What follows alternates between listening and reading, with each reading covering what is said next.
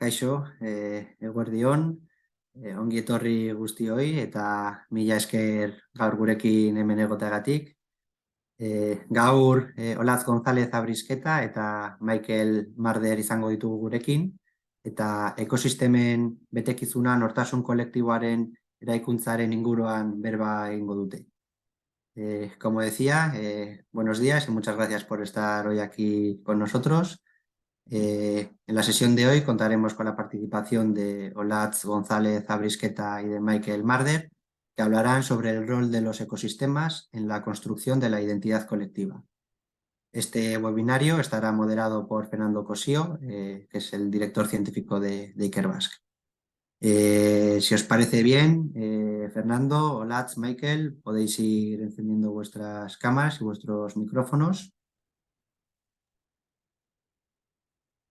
Bien, hola, buenas a todos. Hola. Gracias Hola. por estar aquí. Bien, ahora que estamos todos, si os parece bien, voy a dar un par de indicaciones técnicas. La primera, anticipándome a una pregunta habitual, la sesión va a ser grabada y la colgaremos en nuestro canal de YouTube y en nuestra página web. Por tanto, si más adelante queréis volver a ver la sesión o incluso queréis distribuirlo a otras personas que no están aquí hoy, tendréis el material ahí colgado. Y ya en cuanto a la sesión en sí, durará hora y media. La primera hora, quizá algo más, será el debate, la discusión entre Olatz y Michael. Y posteriormente reservaremos en torno a 20-30 minutos para responder a las preguntas que nos hagáis llegar. Podéis hacerlas a través de la aplicación que tenéis en la parte inferior del Zoom de preguntas y respuestas. Pues ya sin más dilación, Fernán, si te parece, te cedo la palabra para que arranques con el webinario. Vale, mila esker, Inigo, eta eguerdion guztioi, eta benetan eskerrik asko gurekin egoteagatik. Hoy tenemos dos investigadores muy relevantes y absolutamente adecuados para el tema que nos ocupa. Tenemos a Olatz González Abrisqueta, que es profesora de la Universidad del País Vasco, Euskal Herriko Unibertsitatea, es investigadora principal del grupo de investigación en identidad y cambio social, GAIT-CEIC, y presidenta de la Asociación Vasca de Antropología, ANCULEGI. Sus temas principales de investigación han girado en torno al deporte, las solidaridades sexuales y los mundos animales, interesándose especialmente por las implicaciones que los imaginarios nacionales tienen en la conformación de las subjetividades modernas, las relaciones entre géneros y el medio natural. Por otra parte, tenemos a Michael Marder, es investigador Ikerbasque en el Departamento de Filosofía de la UPVHU. Su investigación abarca los campos de la teoría ecológica, la fenomenología y el pensamiento político. Es autor de numerosos artículos científicos y monografías. Voy a citar las más recientes y luego me remontaré un poquito hacia atrás, simplemente para que los asistentes veáis su profunda relación con el tema que nos ocupa, igual que con el caso de Olatz González Abrisqueta. En 2023 ha publicado The Place of Plants, junto con Edward Casey, Time is a Plant, y Phoenix Complex. En el 22 publicó Philosophy for Passengers, artículos sobre Hegel, Energy Dreams en el 17, Heidegger en el 18, Plant Thinking en 2013 y The Philosopher's Plant en 2014. Entonces, como veis, tenemos, digamos, una configuración de pensamiento antropológico y filosófico sobre los temas sobre el eje principal de nuestro diálogo de hoy.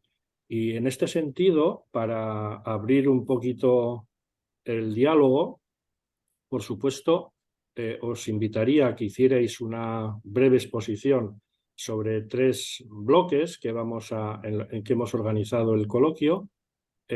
Por supuesto, tenemos un punto de arranque y a partir de ahí nuestros expertos mandan. Lo que Olatz y Michael digan, por ahí tirará el diálogo, ¿no? El primer bloque es paisaje y participación de seres humanos en el autoentendimiento desde una perspectiva de ecosistemas que será aportada por Michael y desde una perspectiva antropológica identitaria que será abordada por Olatz. O sea que si queréis podemos empezar. Olatz, ¿te importaría comenzar? No, claro. Bueno, lo primero de todo, agradeceros la invitación, agradecer a Iker Bask, a Ainhoa Madariaga, a Íñigo Alustiza y a Fernando Cosío esta invitación. También a Michael, porque él fue quien propuso mi nombre para este diálogo, así que eskerrik asko guztioi. Lo primero que yo diría sobre la identidad es que la identidad es sobre todo una relación, ¿no? Etimológicamente identidad viene de idem, el mismo o lo mismo, y de entitas, entidad, que viene a su vez de ens, de ser. La identidad, por tanto, sería algo así como el ser o la entidad de lo mismo, la idea que tiene uno de sí mismo y con la que se presenta ante los demás, sea esta individual o sea colectiva, de una nación, de un pueblo, de una cultura. Pero hay que tener en cuenta que tanto filogenéticamente, en el desarrollo de la especie humana, como ontogénicamente, en el desarrollo del individuo, de cada una y cada uno de nosotros, la conciencia de uno mismo pasa por la toma de conciencia del otro, que es precedente. El mito antropogénico occidental por excelencia, el mito de la creación del ser humano que ha marcado el pensamiento occidental, es sin duda el Génesis, los capítulos 2 y 3, el paraíso y la caída. Voy a referirme a él porque ya lleva inscrito un poco lo que Occidente considera específico del ser humano, la conciencia de uno mismo. Homo sapiens sapiens se denominó en la Génesis de Mayr, el homínido que sabe, ¿no? En el momento en que Adán y Eva, bueno, Eva todavía no se llamaba Eva porque no era la madre de los vivientes todavía no es consciente de la vida y de la muerte. Entonces, cuando Adán y Varona comen del fruto del árbol prohibido, del árbol del conocimiento del bien y del mal, justo tras ese momento, dice el texto, entonces abriéronse a entre ambos los ojos y diéronse cuenta de que estaban desnudos, ¿no? La toma de conciencia de la desnudez humana, que más allá de cuestiones filosóficas, a nivel fenomenológico, o sea, de relación con el mundo, implicaría la capacidad de mirarse desde afuera, reflexivamente. Esa toma de conciencia, esa reflexividad, ese sí mismo, tiene que venir necesariamente desde un otro. Por eso también son una pareja. A la conciencia de uno mismo nadie llegaría solo, ¿no? Porque viendo al otro desnudo es cuando haces la vuelta hacia ti mismo y te das cuenta de tu propia desnudez, ¿no? Es una metáfora muy bonita que recoge el Génesis, pero quizá no sea tampoco solo metáfora y nos hable también de una experiencia primordial. Freud dirá que la posición erguida que adquiere el ser humano cuando el ser humano se yergue, el sexo queda a la vista, ¿no? Quizá esto tenga también que ver con la conciencia de la desnudez en términos evolutivos. No solo las manos se liberan, sino que el sexo también queda a la vista. Pero lo que me interesa aquí es que siempre es un otro el que te hace tomar conciencia de ti mismo, ¿no? A nivel ontogénico es la fase del espejo de Lacan, ¿no? El bebé a partir de los 6 meses, la verdad es que no sé cómo están los estudios en psicología evolutiva ahora mismo, pero a partir de ese momento empieza a imaginar, a generar la imagen completa del otro. Empieza a relacionar su cuerpo, su voz, sus pasos, su olor, un poco su presencia, empieza a concebirla como un otro, como un ser total y siempre el mismo, ¿no? La persona que se aparece, o sea, siempre empieza a ser como una totalidad, ¿no? Y entonces es cuando puede empezar a iniciar por reflejo la conformación de la idea de su sí mismo, de su identidad, ¿no? Entonces ahí empieza un poco a experimentar los límites de su cuerpo, pues cuando los niños empiezan a tirar los zapatos, ¿no? Que disfrutan mucho tirando los zapatos, viendo cuál es parte de su cuerpo y cuál no, ¿no? Ya no llorará cuando se golpea con su propia mano, ¿no? Ya empieza a dominarla, a comprender que es parte de él o de ella, ¿no? Por eso digo que la identidad es necesariamente una relación, implica un otro y más bien muchos otros, y humanos y más que humanos, ¿no? La idea que tenemos de nosotros mismos, tanto a nivel individual como colectivo, tiene que ver con un contexto cultural, social, con lo que las generaciones precedentes han hecho, con lo que hacen nuestros familiares, nuestros amigos, nuestros enemigos. Nos pensamos también a través de un idioma concreto. El idioma nos da la posibilidad de comunicarnos, pero también va a configurar de una manera particular nuestro cuerpo, nuestro aparato fonador, nuestros gestos, también nuestras ideas, lo que seamos capaces de pensar, lo que no. Hay conceptos que no existen en otros idiomas, ¿no? Entonces no somos capaces de conceptualizar determinadas seres, determinadas cosas. Otros idiomas te ofrecen otras cosas, ¿no? Entonces, aquí está un poco la base de mi disciplina, de la antropología, ¿no? En la diversidad humana, en las millones de formas de ser humano, casi son infinitas, y llegan un poco hasta el nivel individual, ¿no? Precisamente hay un famoso antropólogo de los años 80, Clifford Geertz, que dice que la base del hecho cultural es que todos nacemos con un equipamiento para vivir 1 millar de vidas, o sea, pero en última instancia solo vivimos una, ¿no? Somos seres únicos. Más allá de abstracciones morales, antropológicamente hablando, es algo que cualquiera puede demostrar empíricamente, ¿no? No hay 2 humanos iguales, como tampoco hay probablemente 2 animales iguales ni 2 plantas, ¿no? A diferencia un poco de la industrialización que se basa en poder replicar lo mismo, que yo supongo que luego iremos a eso, ¿no? Pero bueno, esto es un poco el ser humano, el Homo sapiens sapiens, el consciente de que sabe, reflexivo, al menos como Occidente lo ha pensado, porque hay otros contextos no occidentales donde hay otros relatos sobre lo que sería la persona y el individuo, ¿no? Hay otras interpretaciones, normalmente que incluyen a otros seres vivos en la ecuación, ¿no?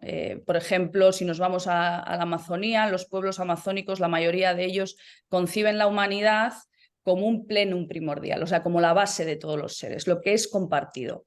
En nuestro relato, el ser humano sería un poco la culminación de ese proceso evolutivo, que en cierto sentido lo va separando del resto de seres vivos, lo va especializando, como al resto evidentemente de especies, pero esa es la idea, ¿no? Como que partimos de un tronco común y luego nos especializamos. En la Amazonía los animales y otros seres son considerados humanos también, por eso se dice que son animistas, porque atribuyen alma a otros seres. Pero la humanidad es una subjetividad, y lo que se acepta es que otros seres puedan ver bajo su punto de vista, o sea, sean yoes, o sea, ellos se vean a sí mismos como nosotros nos vemos a sí mismos. Por eso, de hecho, se dice, los relatos que recogen los etnógrafos dicen que las garras de un jaguar o la piel de una anaconda son la ropa, ¿no?, que llevan puesta para presentarse ante otro tipo de seres, pero que al llegar a sus casas se la quitan, se desnudan, al igual que nosotros, y entonces aparece la forma humana. Y esto es interesante porque nos habla de que para los amazónicos hay un reconocimiento de la subjetividad de otros seres, de su conciencia, de su intencionalidad, de su identidad, en definitiva. Ellos dicen, en el interior somos todos lo mismo, miramos desde nuestro punto de vista, pero claro, lo que no sabemos es cómo se nos ve desde fuera, cuál es nuestra ropa para los otros. Ropa que curiosamente en los lenguajes amazónicos es la misma palabra que cuerpo, o sea, ellos tienen esta doble, o sea, el mismo concepto se utiliza para ropa y para cuerpo. Entonces, saber cómo te perciben otros seres es fundamental para ellos y es uno de los cometidos de las y los chamanes, que son quienes precisamente pueden atravesar diferentes corporalidades o ropajes y ver un poco desde la perspectiva del otro, ¿no?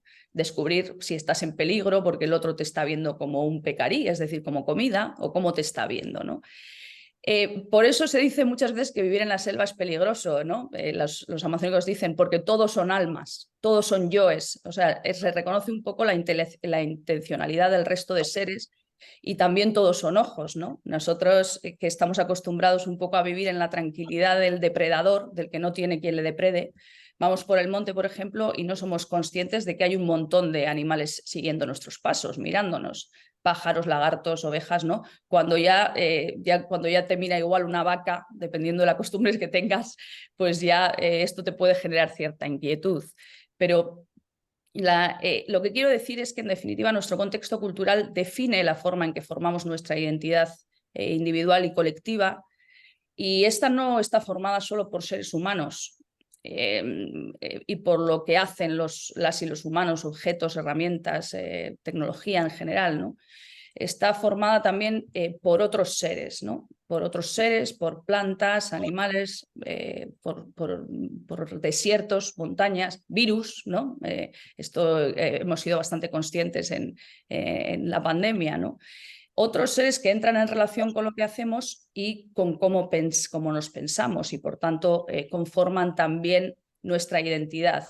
Y creo que de esto es precisamente de lo que vamos a hablar hoy, ¿no? De cómo estos otros seres conforman nuestra identidad y si somos conscientes o no de la importancia que tienen en nuestra vida, ¿no? y en nuestros ecosistemas. Así que lo dejo aquí, si te parece, Fernando.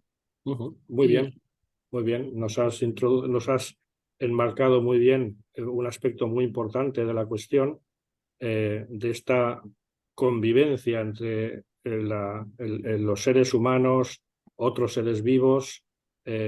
Quizá Michael nos pueda extender esta primera visión a un concepto ya basado en ecosistemas, en plantas, etc. Michael, ¿cómo lo ves?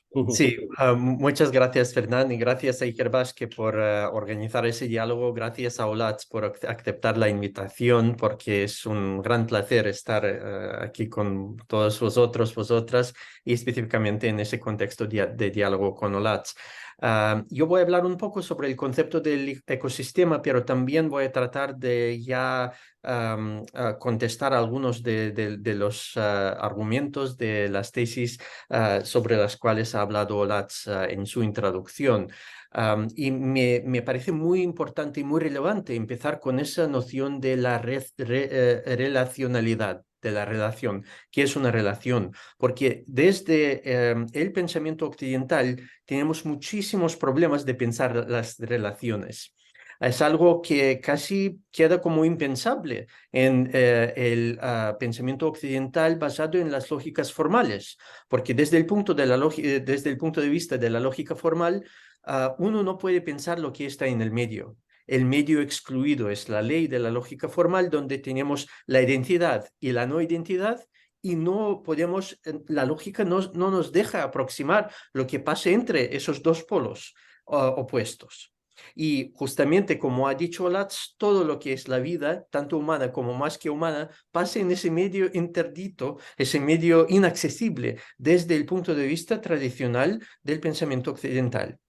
Ahora bien, tenemos que pensar la relacionalidad en ese marco de la contradicción constituinte. Una contradicción constituinte donde hay la necesidad de la separación y la aproximación, porque sin separación no hay relaciones, hay una fusión, hay una indiferenciación. Entonces tenemos que tener en algún medida el discernimiento, la diferencia, la distinción, la separación para relacionarnos con el otro, incluso con el otro que somos nosotros mismos, a nosotros mismos cuando tomamos conciencia a nosotros mismos también.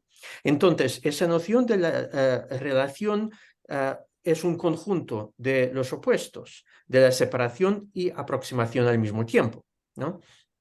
Y a mí me parece que la mejor definición, digamos, filosófica del ecosistema sería como un conjunto de relaciones entre seres vivos que forman la biosfera, y el conjunto de relaciones que no es secundario, sino primario.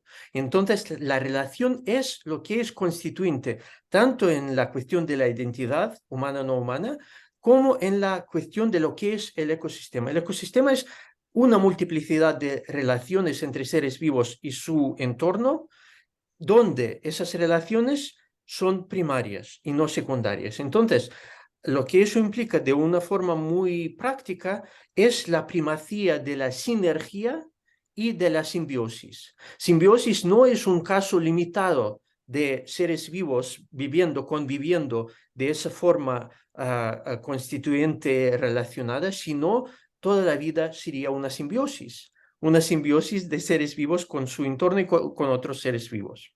Y entonces, cuando pensamos sobre los ecosistemas, son sistemas sinérgicas y simbióticas donde no hay energía y bios o vida sin esa relación primaria, e inclusivamente que podemos pensar sobre nuestros cuerpos o cuerpos de seres vivos como ecosistemas simbióticas, porque en nuestras corporalidades, en nuestros cuerpos también somos más que humanos. Tenemos las bacterias que funcionan en nuestros intestinos, sin los cuales no podemos hacer el proceso de digestión y que al mismo tiempo también influencian a nuestros procesos cognitivos, al cerebro y su acción también. En ese sentido, podemos decir que como un conjunto de relaciones de varias especies dentro del cuerpo llamado humano, somos un ecosistema, cada uno y cada una de nosotros, nosotras. Somos ya un ecosistema dentro. Entonces, aquí tenemos también una problematización de la diferenciación tan rígida que forma el pensamiento occidental entre lo que está dentro y lo que está fuera. Esa relación dentro-fuera queda un poco más borrosa cuando pensamos en ecosistemas, que ecosistemas son realmente conjuntos de ecosistemas más pequeños, que son los cuerpos. No hay una distinción rígida entre un cuerpo y otro desde el punto de vista ecosistémico. Son ecosistemas que están dentro de ecosistemas más grandes, ¿no? Siempre en esos círculos de apertura donde no hay una distinción rígida entre lo que está fuera y lo que está dentro. Ahora bien, en términos de separación, he dicho que la separación es necesaria para pensar la relación. Algo un poco contraintuitivo, pero si pensamos un poco más que sin la separación, la relación queda como una fusión. No hay relación, sino una fusión en un todo no diferenciado. Lo que ha pasado en el pensamiento occidental es que el elemento, el aspecto de la separación ha quedado exagerado. Hay una énfasis demasiado fuerte en la separación, así que separamos todo, analizamos todo. Análisis es una separación tanto al nivel físico o incluso químico como al nivel del pensamiento. Analizar las cosas, separar las cosas en sus constituyentes más básicos, ¿no? Y esa cuestión de análisis ha quedado privilegiada en el sentido que olvidamos al nivel del pensamiento y al nivel de la propia vida el otro lado de la síntesis, porque todos los procesos, incluso tanto cognitivos como físicos, tienen los dos lados, el lado analítico y el lado sintético. Y el pensamiento occidental, su lógica formal, ha quedado del lado de análisis y separación demasiado desarrollados y hemos olvidado la parte de la síntesis y el conjunto de las cosas. Ahora bien, eso implica que todo lo que he dicho, que los ecosistemas que nos rodean, nuestro entorno, no podemos tratar nuestro entorno, nuestros ecosistemas simplemente como el paisaje. El paisaje es una categoría estética donde pensamos sobre la naturaleza que está fuera como completamente fuera. Y tenemos esa mirada del observador estético normalmente y el juicio estético que pasamos sobre el paisaje que nos parece preciosa, que nos parece muy importante para nuestra identidad, la identidad de seres que normalmente vivimos con ese paisaje a vista, pero olvidamos que estamos dentro del paisaje, ¿no? El paisaje, estar dentro del paisaje es vivir en un ecosistema. Entonces es cuestionar la separación demasiado excesiva de lo que nos rodea. Sería eso el pensamiento ecosistémico, tanto sobre nuestro cuerpo, sobre nuestro pensamiento y sobre nuestras vidas, tanto colectivas como individuales. Ahora bien, para contestar a algunas tesis que ha mencionado Olatz, me parece que sí, en las tentativas de entender el contexto del pensamiento occidental, la narrativa de Génesis es esencial, es muy importante, como has mencionado, Olatz. Pero hay interpretaciones alternativas de Génesis justamente del lado de las místicas medievales, tanto cristianas como judías, y yo he pasado algunos años ahora, desde hace más o menos 5 años, estudiando el pensamiento ecosistémico ecológico desde el punto de vista de los misticismos, tanto cristianos como judíos de la época medieval. Y por ejemplo, en el libro de Zohar medieval de la Cábala judía, hay una interpretación distinta de la narrativa de Génesis, donde el problema que se plantea es justamente el problema de la separación excesiva sobre la cual he hablado. Entonces, podemos, es una maravilla que hace 700 años ya se pensaba así, que el problema es la separación. Comer del árbol del conocimiento del bien y el mal no es el problema, comer esa fruta, sino el problema es comerla en separación de todo lo demás. Y además ese libro de Zohar hace la interpretación de Génesis donde el árbol de la vida y el árbol del conocimiento son el mismo árbol, creciendo en el paraíso, ¿no? Entonces es el mismo árbol y el problema es que Adán y Eva han separado el árbol de la vida del árbol del conocimiento. La separación que sigue siendo el problema en el siglo XXI, y a mí me parece que muchas de las soluciones de los problemas climáticos, de los problemas energéticos, no se tratan tanto de las fuentes alternativas de energías, por ejemplo, pero sino se trata aquí de un problema más de fondo, un problema más profundo de cómo podemos aprender a vivir de otra manera y a pensar de otra manera donde el conocimiento y la vida no se separan. El conocimiento sería el conocimiento de la vida, donde la vida se conoce de varias maneras, de las formas de la vida son los conocimientos de la vida, y nosotros los humanos, en vez de proyectar nuestras ideas prefabricadas, podemos aprender de y con esos conocimientos de la vida que ya existen en los seres vivos, que son las plantas, los animales, los ecosistemas. Es una de las respuestas o comentario a lo que ha dicho Olatz. La otra cosa, y aquí me parece que voy a terminar con eso para abrir más bien el diálogo, la otra cosa, la cuestión del cuerpo como la ropa que has mencionado en la cosmovisión amazónica. A mí me encanta que esa misma visión existe también en el pensamiento hindú y en el pensamiento medieval místico. Entonces, voy a dar los ejemplos aquí. En el pensamiento hindú se piensa que hay un espíritu mundial, un aliento del mundo, se llama, que se llama Atman. Y todos los cuerpos vivos, sea animales, vegetales, humanos o lo que sea, son las ropas que veste ese aliento del mundo. Y entonces el proceso del envejecimiento, quedarse viejo, es como la ropa que ya no sirve. Y entonces ese aliento del mundo cambia sus ropas para otras ropas, y es el proceso de la reencarnación del mismo alma, del espíritu, que lleva la ropa como el cuerpo como la ropa, ¿no? Lo mismo pasa en el pensamiento medieval de la mística, la gran mística cristiana, Santa Hildegarda von Bingen, de la parte de benedictinos de Alemania, que pensaba, entre otras cosas, que el cuerpo es la ropa del alma. Entonces, sin ningún contacto directo con las cosmovisiones amazónicas, por un lado, o con el pensamiento hindú, por otro lado, ha llegado a la misma definición. Y a mí me parece que pasa aquí algo muy interesante.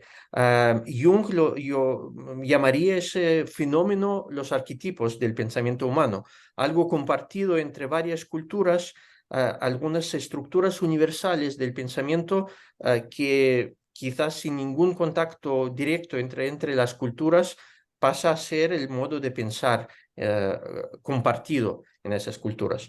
Yo diría que también es algo que sigue del proceso del propio pensamiento con y de la vida.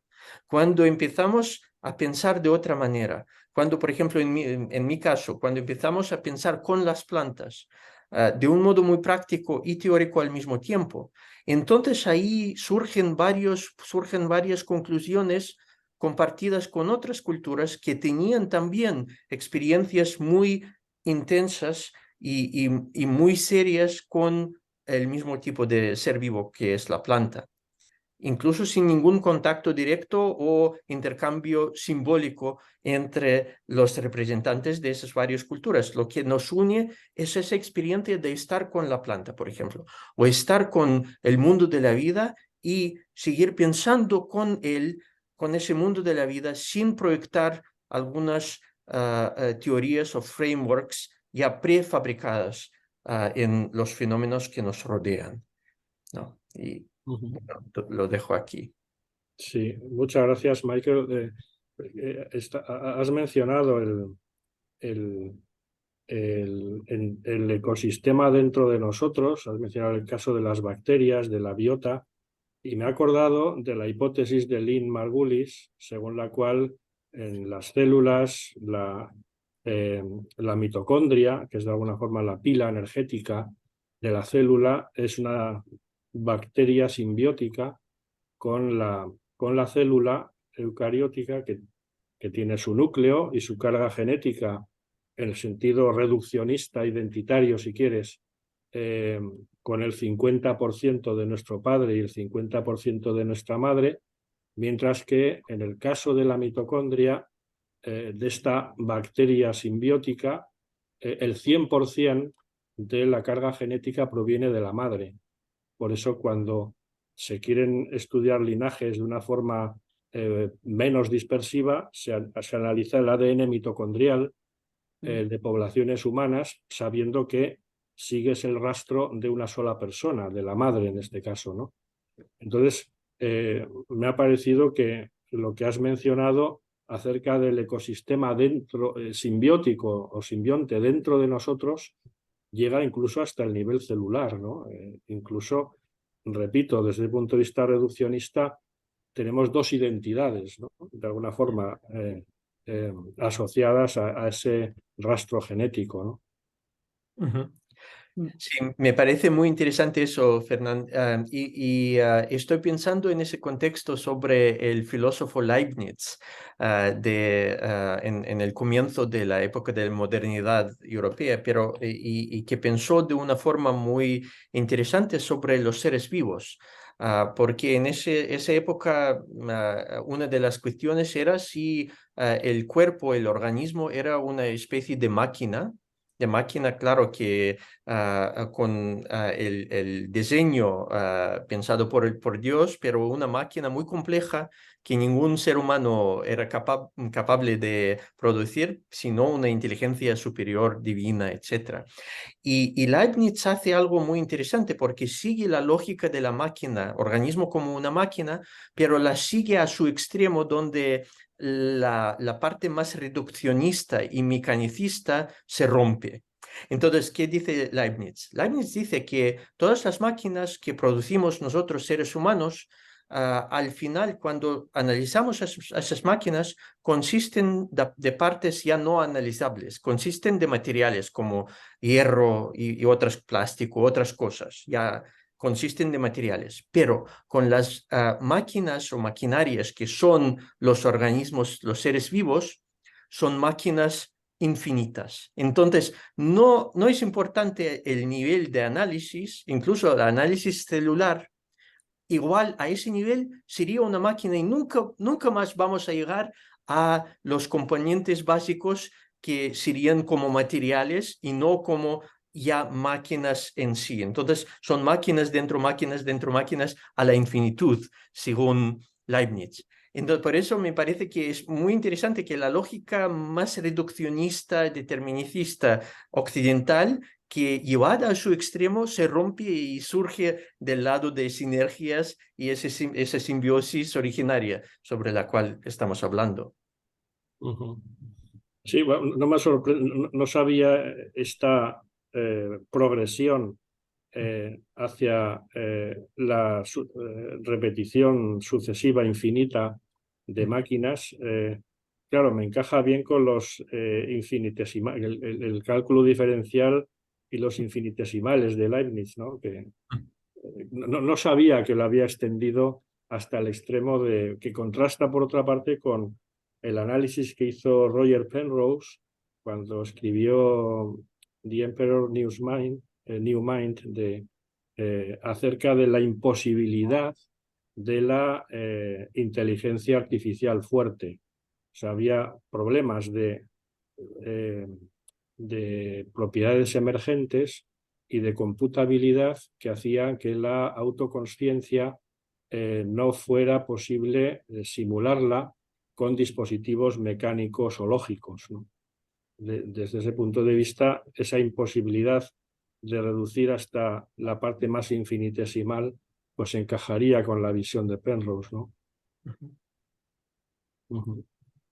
Pues si os parece, podemos hablar, ya que hemos entrado en estos temas, del segundo bloque, que era el cuerpo pensante, sus límites y su interacción o relación con el entorno. Habéis apuntado ya algunos aspectos, pero podríamos profundizar un poquito más en estas relaciones entre el cuerpo pensante y el entorno.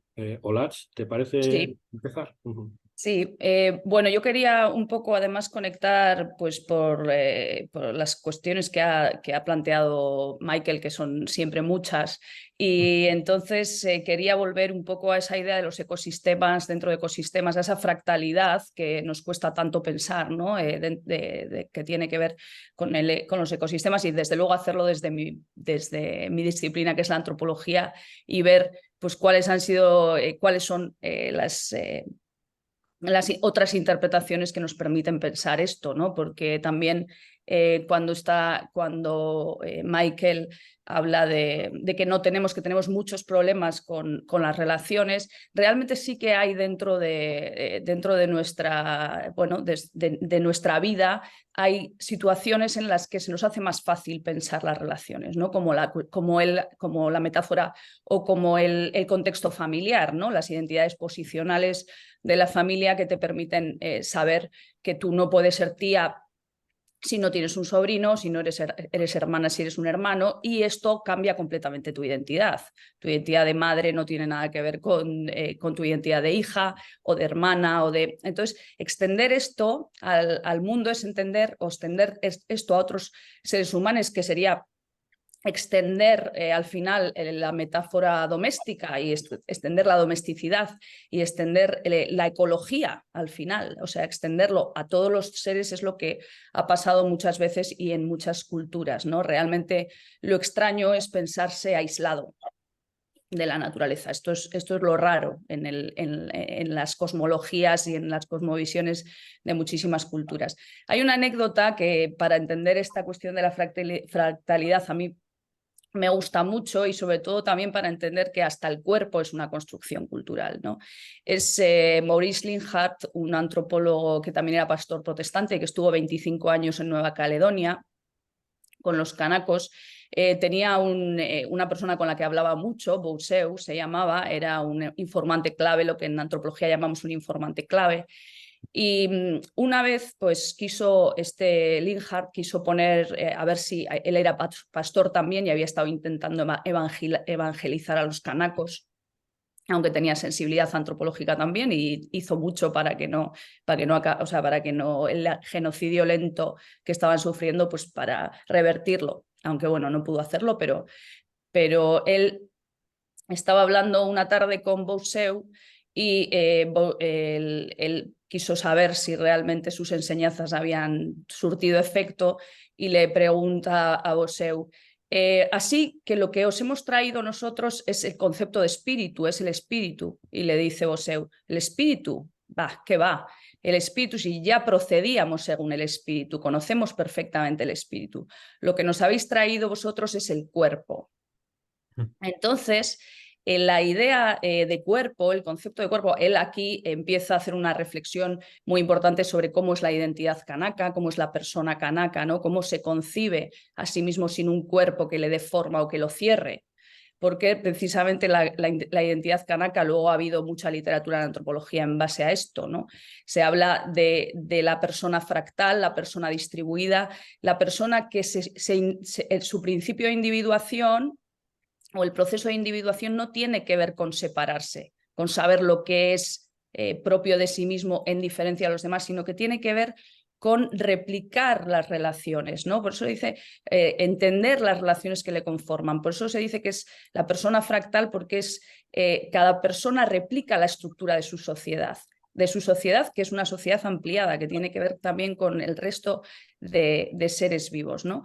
Entonces, lo interesante de esta cuestión es que no solo nos hace ver otra forma de concebirse humanamente como individuos, en este caso hay gente que los habla de individuos.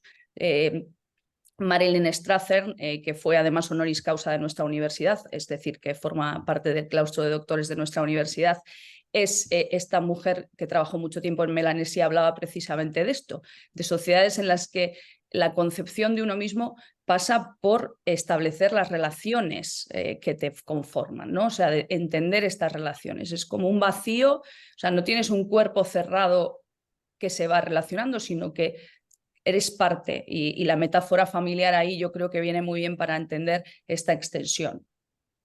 Lo interesante además es que Bousseau le demostró a Linhart el punto ciego que tenía, ¿no? Él pensaba que estaba hablando del alma y realmente todo el rato les estaba transmitiendo que el cuerpo, la obsesión que tiene el cristianismo por el cuerpo, ¿no? Entonces es interesante como esta vuelta. Respecto a otra de las cosas que ha dicho Michael sobre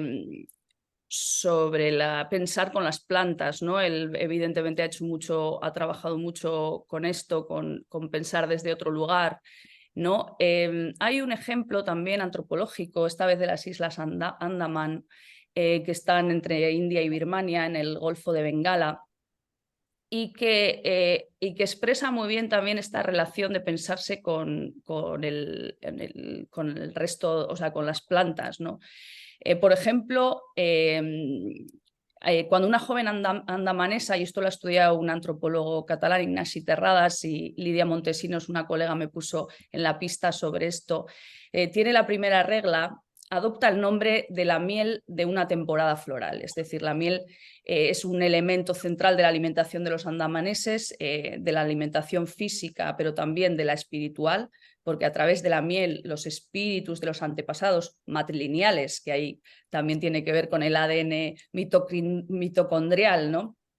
Por línea materna son los que van a entrar en el cuerpo de las mujeres y en cierto sentido fecundarlas. De hecho, la paternidad en estas sociedades, como en muchas otras, no está reconocida, no es relevante, vamos. O sea, por eso las mujeres tienen una libertad sexual mucho más grande que evidentemente que en las sociedades patriarcales, aunque no podemos hablar de sociedades matriarcales, pero sí matrilineales, que lo que les importa es la línea materna, ¿no? El caso es que las jóvenes, cuando empiezan su periodo fértil, se identifican con la miel de las flores de la temporada en que tuvieron su primera menstruación. Así que la experiencia del conjunto de púberes ofrece un catálogo de reconocimiento botánico, un calendario anual de recolección de miel y también una posibilidad de conexión con los antepasados, que son quienes en cierto sentido recrean las nuevas vidas siempre por línea materna. Entonces se produce aquí una fuerte identificación con el entorno, una comunicación socionatural, por hablar desde la dicotomía, ¿no? Una especie de continuum social que no establece divisiones entre lo natural y lo social, como si fueran ámbitos separados de la realidad, ¿no? Y yo creo que son ejemplos bastante interesantes para pensar cómo cómo es posible, ¿no?, extendernos y extendernos y pensar de otras maneras la relación con el mundo, ¿no?, que desde luego lo necesitamos, ¿no? Bueno, voy a dejarlo aquí porque creo que igual me estoy extendiendo demasiado, así que luego si queréis continuamos. Sí, en línea con lo que has dicho de la identidad e incluso en el linaje familiar, me estaba acordando ahora de una novela que he leído hace muy poco de Alejandro Zambra, que se titula Literatura infantil, y el narrador cuenta que acaba de ser padre y el relato comienza desde la perspectiva del padre, pero poco a poco se empieza a mezclar con su perspectiva de hijo, porque aparece el padre del narrador y las perspectivas del narrador como padre y el narrador como hijo se van mezclando, ¿no? Hasta que al final el padre y el hijo, o sea, el abuelo y el nieto, establecen un vínculo directo entre ellos a través de, como estamos haciendo ahora, del Zoom, ¿no? Porque uno está en Santiago de Chile y otro está en Ciudad de México. Entonces, al final, el narrador tiene una perspectiva de identidades, de linajes tremendamente mezcladas, ¿no? Y además muy enriquecedoras. Es un libro muy bonito, simplemente que al oír a Olatz me ha acordado, ¿no?, digo, de esta identidad, digamos, de este linaje familiar. Michael, ¿querías comentar? Sí, solo para decir que también esa división entre el cuerpo y la mente, claro, esa división cartesiana ha marcado la historia del pensamiento occidental moderno. Y a mí me parece que esa división primaria dentro de nosotros o nosotras que plantea Descartes, también pasa a la división entre el cuerpo y mente divididas y el medio ambiente, el entorno. Entonces son divisiones múltiples que al producir el ser humano como dividido en sí mismo, entonces aquí también podemos hablar sobre no lo individual, sino individual, pero es una división demasiado agresiva, digamos, demasiado excesiva entre el cuerpo y la mente, está mapeada esa división al entorno. Entonces, a mí me parece, mi hipótesis es que porque entendemos a nosotros mismos, gracias a Descartes, de esa manera, como divididos entre el cuerpo y la mente, proyectamos esa división interna del ser humano hacia el mundo exterior.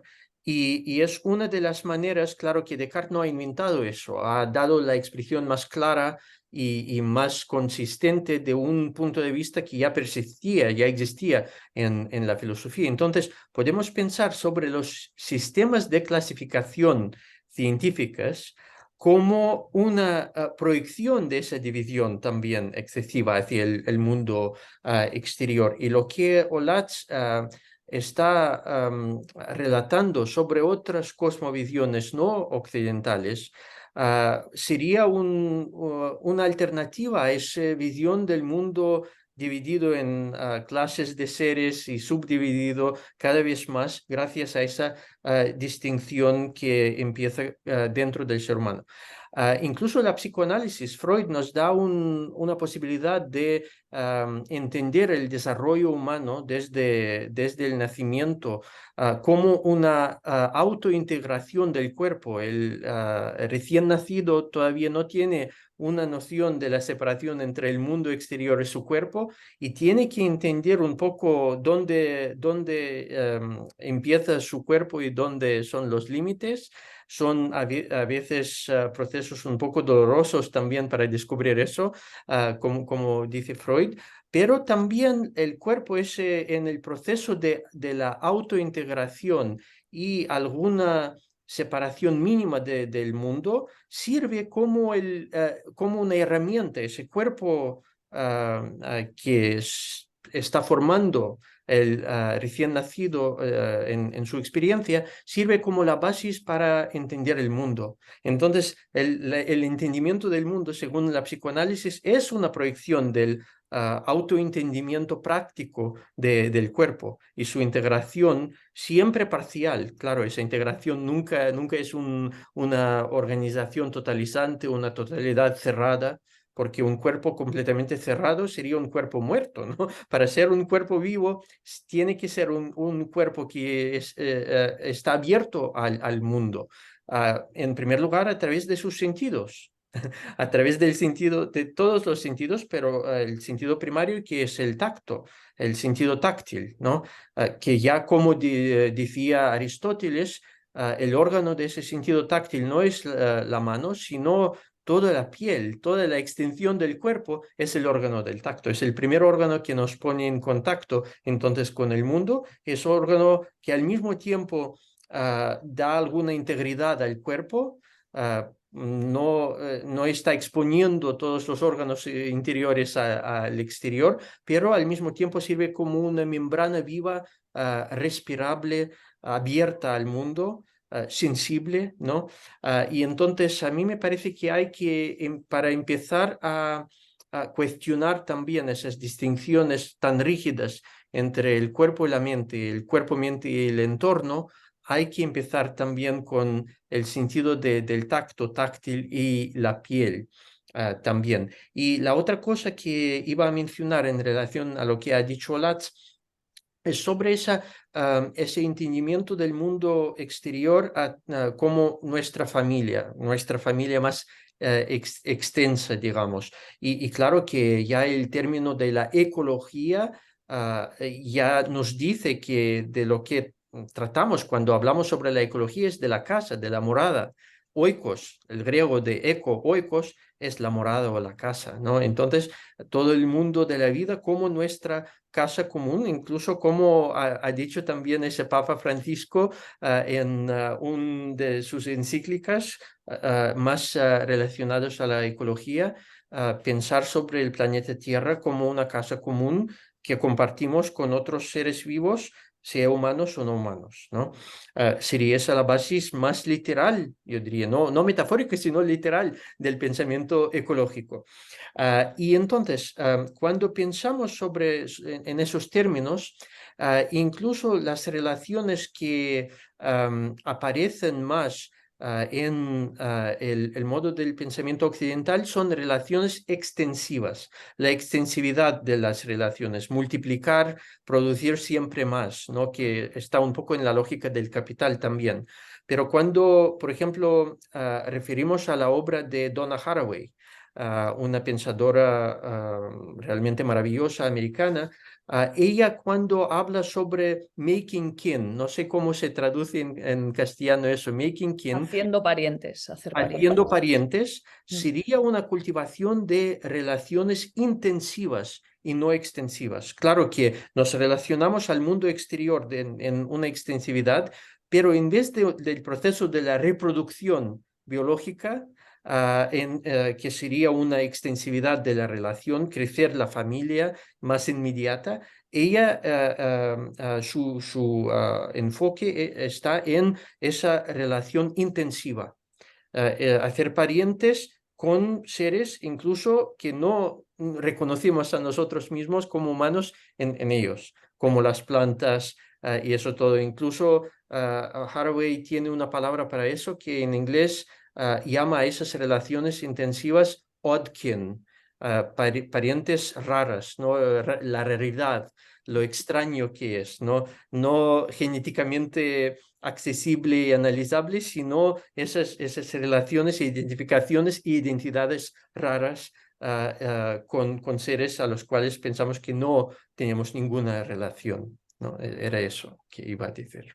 Sí, oyéndoos me he acordado también, claro, yo al no ser experto, digamos, recuerdo pues lecturas y experiencias, y en esta relación de la identidad y el entorno, el ecosistema, en su sentido más amplio, animal, vegetal, incluso con el espíritu animista de ciertas culturas, me he acordado de un hecho curioso, aparentemente curioso, y es que ese entorno también va asociado a al cambio y al riesgo.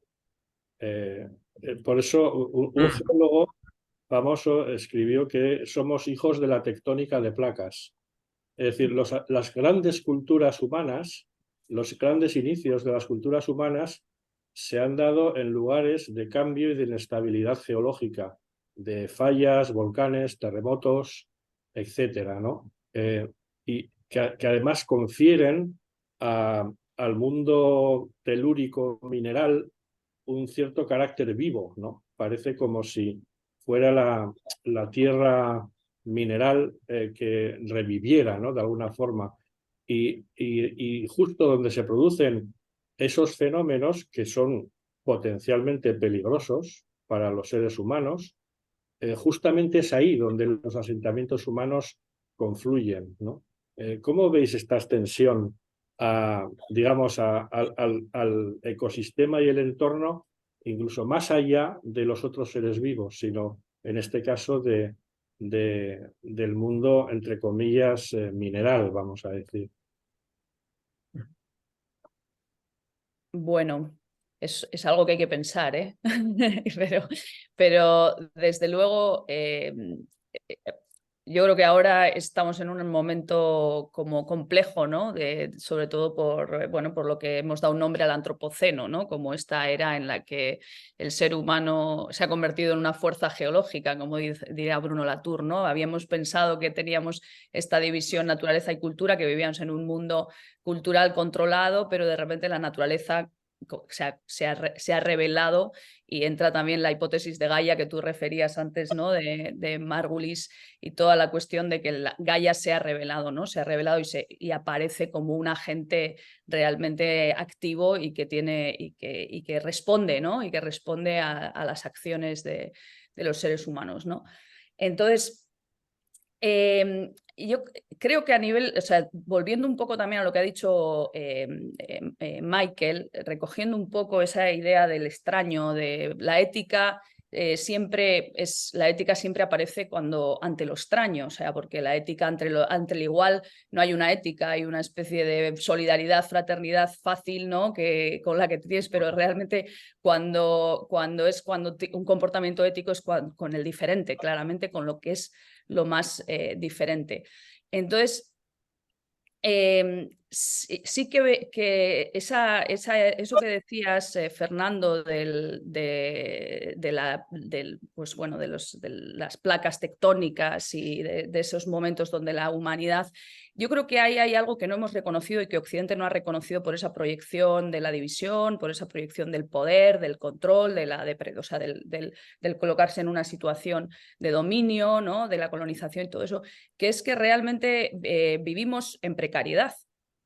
Y que no hay un horizonte, y esto no es apocalíptico, esto hay que aprender a vivir en escenarios, o sea, sin una promesa de estabilidad, ¿no? Sin una promesa de estabilidad, porque el ser humano nunca lo ha tenido. Realmente Occidente hay muchas de las cosas que ha obviado y que yo creo que son los motores de su existencia, y uno de ellos es eso, es la idea de que es vulnerable, de que somos vulnerables, que somos precarios, como lo es todo ser vivo. O sea, todo ser vivo depende precisamente de todas esas fuerzas que se muevan alrededor, ¿no? Entonces, es cierto que ahí, y es verdad que también a nivel evolutivo se dice que los saltos en complejidad o las emergencias siempre se producen, ¿no? En esos momentos en los que realmente parece como que todo va a acabar y de repente se produce.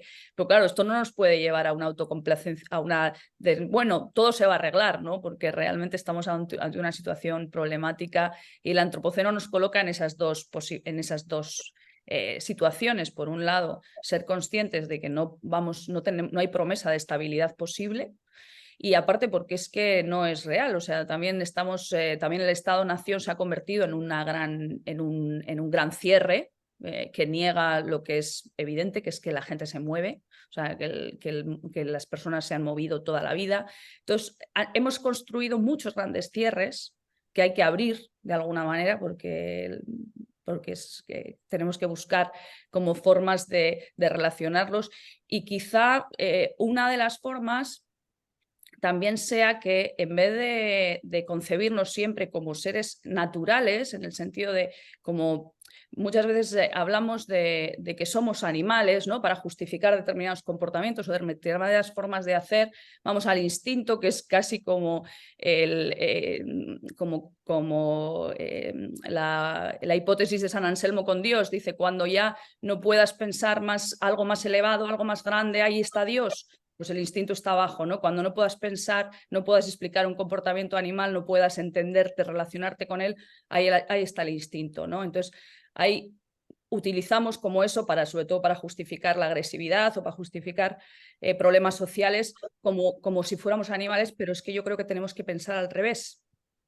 Tenemos que empezar a pensar y esto los amazónicos también lo hacen, ¿no? Pensar que todo es social, o sea, que la naturaleza es social. O sea, que la naturaleza son relaciones, son vínculos y generamos relaciones con las cosas y con el mundo.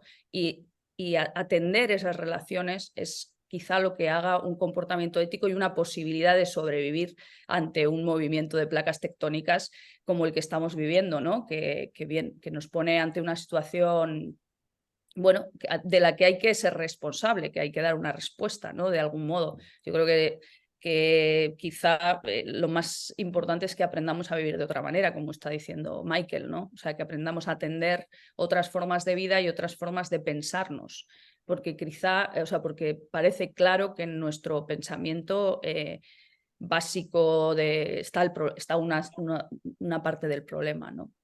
Pero bueno, no sé, ahí lo dejo. Que ya me... Yo bueno, estoy... perdón. Michael, sí. Sí, estoy completamente de acuerdo con Olatz. Iba a añadir solo que para mí como un filósofo existe una gran distinción entre dos conceptos que parecen sinónimos normalmente. El concepto de la inteligencia y el concepto del pensamiento. Para mí son casi los opuestos. Y voy a explicar un poco por qué. Porque la inteligencia a mí me parece que se aplica a toda la vida. Cada ser vivo tiene que ser inteligente porque sin la inteligencia no sobrevive ni un momento en las circunstancias siempre cambiantes, que siempre cambian. Entonces, el rechazo de la inteligencia vegetal que veo de una forma muy consistente, incluso en el mundo científico, no hace ningún sentido si pensemos realmente cómo viven los seres vivos, cómo tienen que responder siempre, adaptarse a las circunstancias cambiantes y en muchos de los casos no previsibles. Entonces, la inteligencia sería una inteligencia de varias formas de vida, como una especie de herramienta o meta herramienta que utilizan los seres vivos para realmente vivir y sobrevivir en el mundo siempre en cambio. Ahora bien, el pensamiento es algo distinto. El pensamiento no es una herramienta, sino el pensamiento surge en los momentos cuando ya no sabemos cómo agir y qué hacer realmente. El pensamiento surge de esas crisis que ha mencionado Fernando, ¿no? De las crisis tan profundas que realmente no tenemos otras posibilidades, otras opciones de utilizar lo que conocemos para proyectarlo hacia el futuro, como hace esa meta herramienta de la inteligencia, sino el pensamiento es siempre un pensamiento de la crisis. Surge de la crisis y quizás es una cosa bastante discontinua, ¿no? Porque surge de esa disrupción y en ese sentido es algo distinto del intelecto, de la inteligencia. Pero también iba a decir que la otra cosa, hablando sobre la crisis climática, la crisis ecológica que vivimos en ese momento tan profunda, hay el lado oscuro de la autoidentificación con el entorno, de la identidad que surge del entorno sobre la cual estamos hablando. Porque en el mundo del antropoceno que ha mencionado Olatz, ya no podemos suponer que lo que está fuera es algo completamente pristino, completamente digamos, no tocado por las fuerzas humanas o los efectos de las fuerzas humanas, tales como la polución industrial. Entonces, si no hay una distinción tan rígida entre el cuerpo y la mente y su entorno, lo que está fuera está dentro también. Respiramos la polución. Los microplásticos que entran en todos los ecosistemas ya están dentro de nuestros cuerpos, ya están en los tejidos vegetales. Entonces es algo que ingerimos, que inhalamos, que está dentro del cuerpo. Y si no hay, como hemos dicho, la separación tan rígida entre la mente y el cuerpo, también la polución que está dentro de nuestra fisiología está al nivel del pensamiento también. No es una polución, sino ya una realidad que está moldeando el mundo de la vida y incluso fuera y dentro de nosotros y nosotras mismos y mismas. Entonces, eso sería el lado más oscuro de lo que estamos hablando aquí, de la parte completamente borrosa de las distinciones entre el interior y el exterior, que también deja entrar e incluso al nivel de cantidades masivas de la polución industrial, entrar esos productos dentro de nosotros, esa toxicidad, los microplásticos que siguen libertando varias sustancias cancerógenas, por ejemplo, también lo que llamo el vertedero, el mundo que se ha transformado en el vertedero industrial, el mundo del antropoceno también está dentro de nuestros cuerpos y de nuestras psiquis en ese sentido. Y hay que pensar cuál sería la respuesta a esta realidad que ya no podemos ignorar. No podemos aislar esos efectos y decir que esos problemas están fuera, podemos delimitar, podemos pensar sobre los riesgos de, por ejemplo, de las sustancias radioactivas que están almacenadas en un lugar muy lejano y por eso no tienen ningún problema. No, esa polución, esa toxicidad está por todos los lados, incluso adentro, y tenemos que reconocerlo y replantear también la respuesta a la base de la situación. Sí, bueno, hay una pregunta que nos han hecho, María Manera, que dice: me gustaría conocer vuestra opinión sobre la relación de poder que tenemos los seres humanos por encima de otros animales no humanos, que se manifiestan en aspectos como el ocio o el sistema de alimentación. ¿Qué opináis? ¿Qué le podemos contestar a María? ¿Puedes repetir la pregunta? Sí, habla sobre la relación de poder que tenemos los seres humanos por encima con respecto a otros animales no humanos. Entonces dice que se manifiesta en aspectos como el ocio o la alimentación. Me imagino que el ocio se referirá, no sé, por ejemplo, a los toros o el sistema de alimentación de la ingesta de carnes, el cultivo, entre comillas, de aves en granjas, etcétera, o de pescados, etcétera. Digamos, cuáles serían las implicaciones éticas de esta relación de poder entre humanos y otros animales. Bueno, a ver, son evidentes, o sea, quiero decir, son evidentes, pero tienen que ver, yo yo creo que más que retirarse, es decir, plantear una cuestión restrictiva de no hacer o no tal, o no comer carne o no comer tal. Creo, para mí es mucho más importante, y esto siempre es una cuestión de escala, porque evidentemente cuando ya estamos hablando de producciones industriales de carne que son realmente, generan un problema, pero yo no iría tanto por ahí porque me parece que entra otra vez en la lógica de la separación, o sea, en la lógica de no estar, de no estar ahí, sino de reconocer las relaciones que hay, ¿no?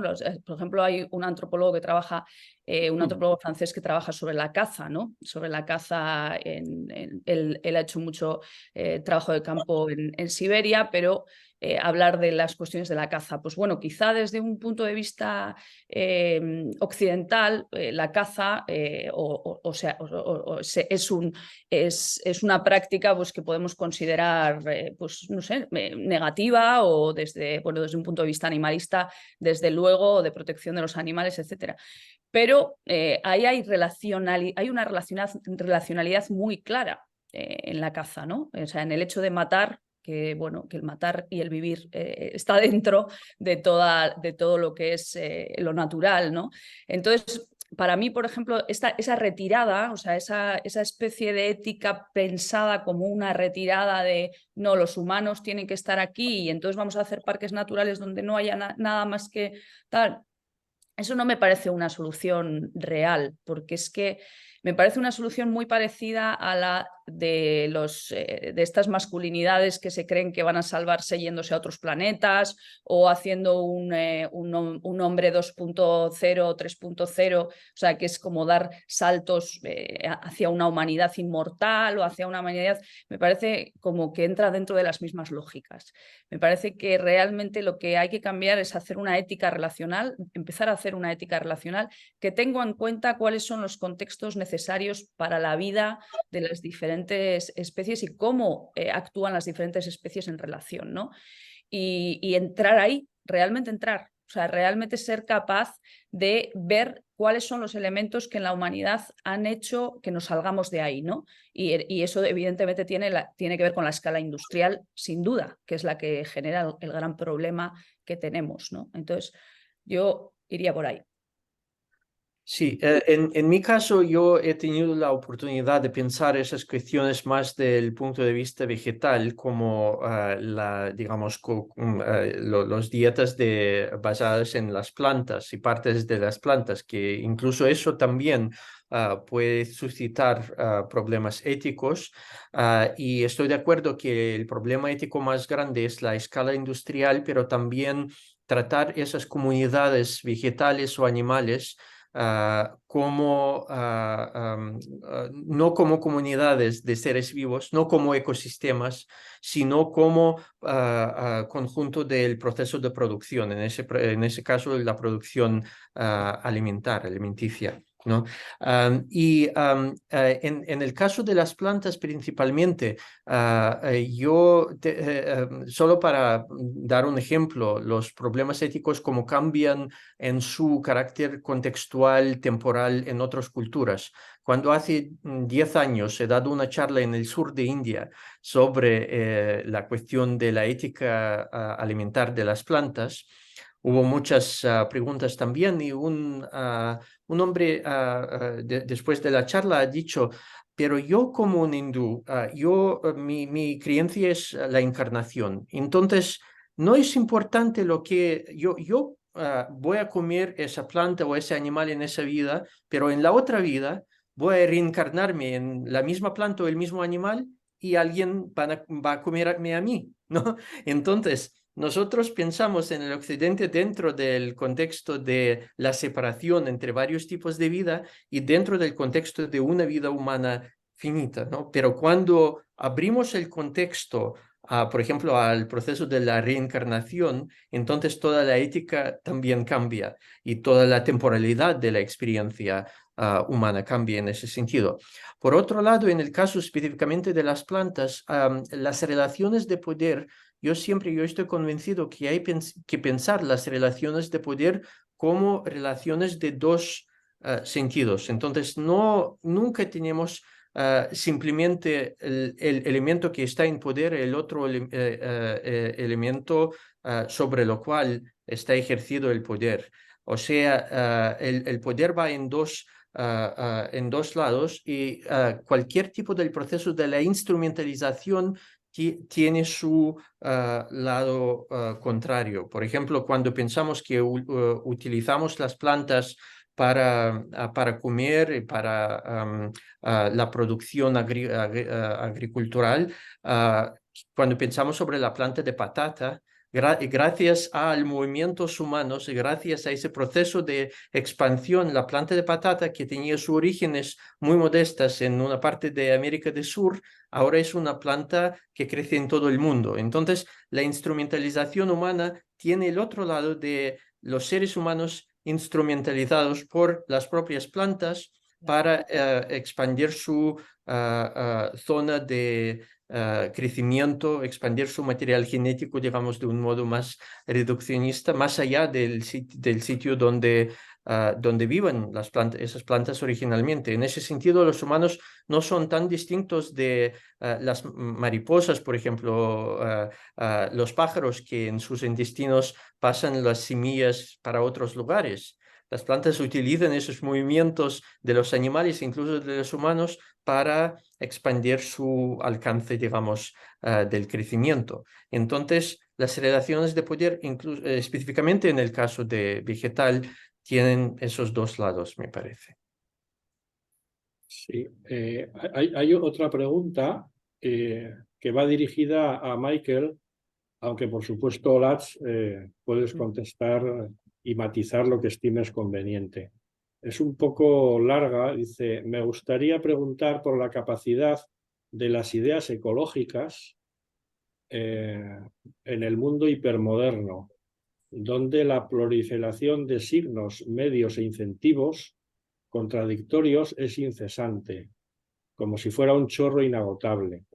Es decir, pregunta cuáles son a tu entender las fuerzas, o a vuestro entender, las fuerzas históricas que más condicionan la prevalencia del punto de vista ecológico.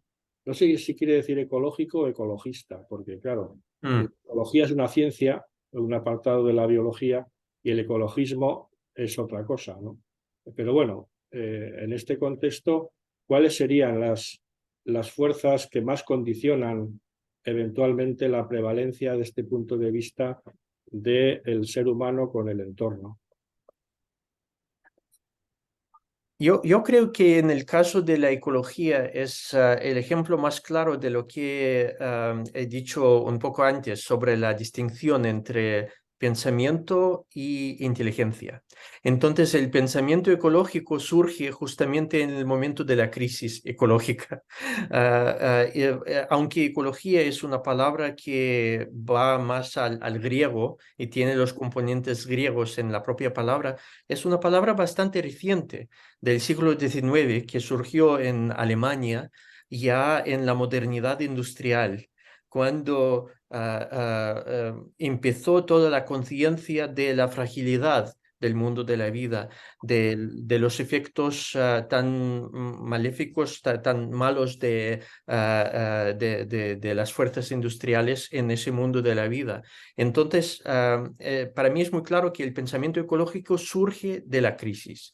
Y surge de la crisis tal como cualquier tipo de pensamiento surge de la crisis, pero aquí es una crisis de la supervivencia, no solo de la especie humana, sino de muchas otras especies. Como sabemos, ahora estamos en el momento de la sexta extinción en masa de varias especies de seres vivos.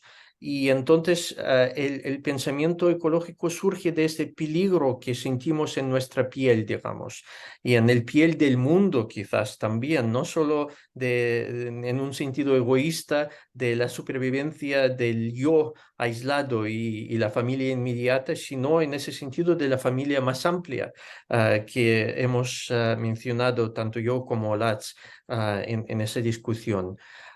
Entonces, por otro lado, me gustaría, y es lo que trato de hacer también un poco, me gustaría que el pensamiento ecológico e incluso vegetal tendría un lado más positivo, un lado no tanto de la crisis, sino de todo lo que nos da el mundo de las plantas, por ejemplo. Nos da realmente todo lo que tenemos, el aire respirable, el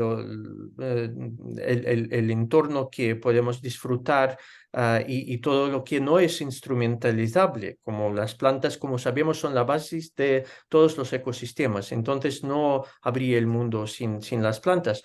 y pensarlo no desde la crisis, sino junto con las plantas, de la positividad de su modo de ser en el mundo y la maravilla que eso abre al pensamiento humano, las posibilidades positivas casi infinitas que se abren al pensamiento humano simplemente desde el ejemplo de las plantas. A mí me encanta eso también, aunque reconozco que el pensamiento ecológico ecologista surge principalmente de la crisis de esa negatividad que sentimos en nuestra piel. Sí, Sí, ahí, bueno, habéis mencionado el antropoceno y la huella humana en el entorno, los microplásticos, etcétera, ¿no? Y me he acordado, claro, ha habido ya hace mucho tiempo un impacto de la actividad humana que fue la fijación del nitrógeno de la atmósfera por Fritz Haber. De hecho, casi la mitad del nitrógeno que está en nuestros cuerpos actualmente, de nuestro ADN, de nuestras proteínas, en nuestros metabolitos secundarios, todo ese nitrógeno proviene del método Haber-Bosch, que convierte el nitrógeno atmosférico en amoníaco, que a su vez se introduce en las plantas y nosotros ingerimos esas plantas. O sea que nosotros somos artificiales, no estaríamos vivos porque no habría sitio, no estaríamos vivos si no hubiera sido por esta inyección del nitrógeno de la atmósfera en el suelo y en las plantas, en los animales y en nosotros, ¿no? De alguna forma, Fritz Haber nos enseñó, nos permitió vivir del aire. El nitrógeno es el 80% de nuestra atmósfera y gracias a ese proceso antropogénico vivimos del aire, literalmente, ¿no? O sea que en ese sentido es incluso a nivel atómico y molecular el impacto de esta interacción con el entorno está presente y nos constituye de hecho, ¿no? Por eso cuando habéis mencionado estos aspectos, he pensado, pues sí, desde luego, incluso a un nivel profundo. Somos Sí, yo productos antropogénicos, ¿no? creo que en la respuesta también ha dado ahí, Michael ha hablado de las temporalidades. Yo creo que también eso es lo importante, ¿no? Las temporalidades. Constantemente vivimos una sociedad en que los tiempos son cada vez más cortos, ¿no? Eso se ve muy claramente en el manejo de los bosques, por ejemplo, ¿no? Aquí antes en el Museo de Albaola se puede ver muy claramente que se hacían los bosques pensando en 300 años, es decir, la producción de los bosques era pensando en que lo iban a usar tus bisnietos, o sea, que esa madera la iban a usar tus bisnietos. Ahora queremos tener producción de árboles en 10 años, claro, tenemos pues precisamente esa... Entonces todo es así, ¿no? Realmente hemos acortado mucho los ciclos, tanto a nivel jurídico, a nivel existencial, a nivel de todo, queremos respuestas muy rápidas, ¿no? Y muy rápido. Entonces yo creo que la temporalidad con la industrialización evidentemente son quizá los dos grandes problemas, ¿no? Y hay que pensar a más largo plazo. O sea, yo creo que hay que dejarse... Y claro, un ego tan centrado en la vida y tan pensando en la inmortalidad ni en extenderse, pues tiene problemas para pensar en una temporalidad a largo plazo, ¿no? O sea, más colectiva. Sí, pero fíjate, desde ese punto de vista de la interacción de los humanos, la cultura, el paisaje, el entorno, que no es un mero decorado, sino que es un actor en el devenir, ¿no? de todos nosotros, me estaba acordando, es que las cosas que decís me llevan a cosas que, fijaos, hace poco vi una colección de fotografías. Ha habido un fotógrafo que se ha dedicado a recorrer los paisajes que pintó Sorolla en 1913, en 1914, y ha colocado su cámara exactamente en el mismo encuadre que el cuadro de Sorolla. Y para mi sorpresa, en todas las fotografías actuales hay muchos más árboles que en el momento en que Sorolla pintó esos paisajes, que eran mucho más áridos y mucho más Sí. desarbolados. De alguna forma, ha habido en el entorno humano, semiurbano y urbano, ha habido un impacto, un proceso de deforestación cultural inducido por humanos que, bueno, da la impresión de que este paisaje que se ve ahora está mucho más poblado que estaba a principios del siglo XX, ¿no? Eso me ha llamado la atención y me pregunto si, digamos, la conciencia del entorno ha hecho que al menos formalmente y en entornos occidentales humanos, como obviamente los paisajes que pintó Sorolla eran paisajes muy concretos y una cultura y un entorno muy concretos, ¿no? Pero sí parece que ha impactado de alguna forma en nuestra concepción del entorno humano, ¿no? Sí, a mí también resultó un poco llamativo, Fernán, cuando estabas hablando sobre esa idea de vivir del aire, el aire lleno de nitrógeno y eso. Para mí es un síntoma muy claro de lo que llamo la lógica de la vertiderización del mundo. El mundo queda como el vertedero porque extraímos tanto de la tierra y quemamos llevando esas partes a la atmósfera, que la distinción elemental entre la tierra y el aire casi desaparece. Es una mezcla y no es una relación. Literalmente. Es una mezcla, convertimos la atmósfera en la propia tierra. Y aquí está, a mí me parece, está la distinción muy clara entre la humanidad industrializada por un lado y las plantas por otro lado, porque las plantas también son mediadoras, son esencialmente mediadoras entre lo que está arriba y lo que está abajo, entre varios reinos animales, vegetales, de microbios, de hongos también. Y son mediadoras las plantas en el ciclo del agua, porque sacan mucha agua desde abajo de la tierra y humidifican la atmósfera. Entonces, las plantas son realmente canales de comunicación entre lo que está arriba y lo que está abajo, son esencialmente relacionales. Por eso, por mí, son un punto de entrada en el mundo de la ecología, punto de entrada muy concreto, porque ya exemplifican en su actividad, en su modo de vida, cómo funciona la relacionalidad que es un ecosistema, ¿no? Por otro lado, la humanidad industrial ha hecho un poco como las plantas, sacando mucha cantidad de lo que está dentro de la tierra y quemando esas cantidades en masa de combustibles y llevándola hacia el aire. Pero no es una mediación, se hace eso desde el punto de vista de la separación cognitiva entre todos los varios campos de actividad de existencia y lo que pasa al final es una mezcla completamente verticalizada de esos elementos y no una comunicación, interacción que estimulan las plantas, por ejemplo. Entonces ese diálogo, ese comentario me llevó a pensar sobre esa distinción.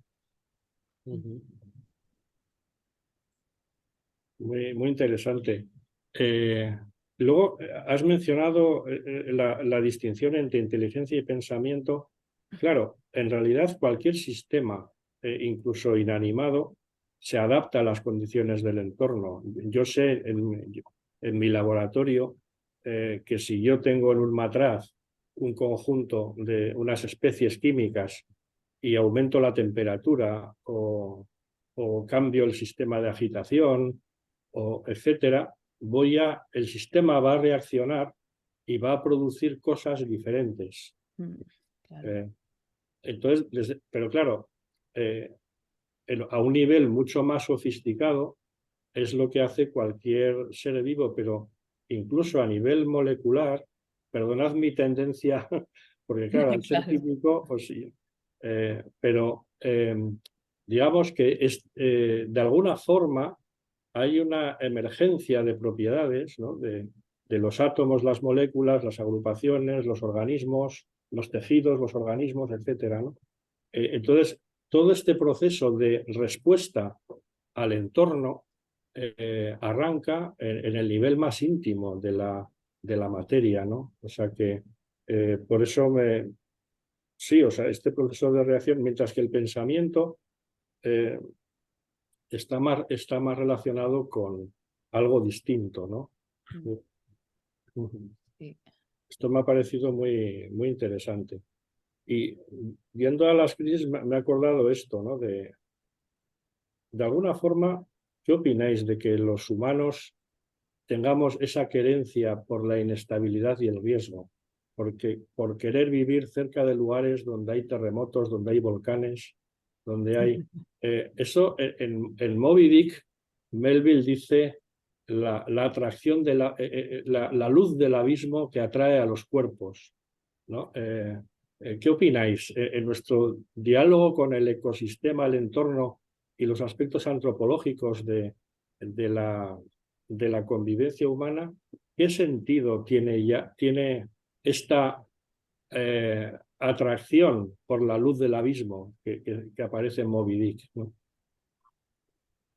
Bueno, quizá es porque realmente, como hemos construido una sociedad como muy de igual, ¿no? O sea, pues de replicación, pues igual quizá lo que necesitamos es precisamente esa diferencia, esa cosa que nos saca un poco de la regularidad, ¿no? Porque es cierto que tenemos como un